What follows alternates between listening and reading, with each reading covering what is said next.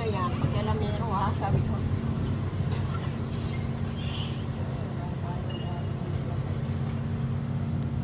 Ay, ilaw ng tahanan. Wala na, napundi na ang nanay. Stress.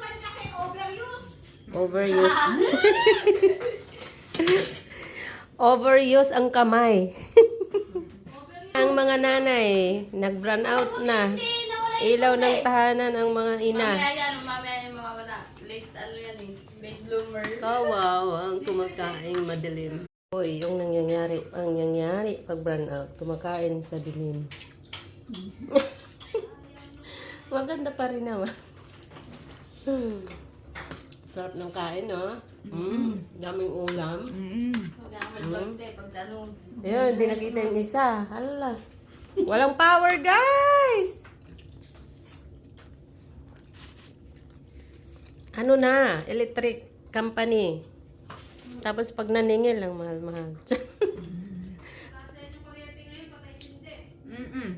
Kaya nga. Totoo yan. Ang kandila. Ang kapangyarihang kandila. Alam mo, nandyan yan. Mabuti na may kandila. Nag-birthday si Kim kahapon. May kandila tayo. Alam mo, nagbantay ako na.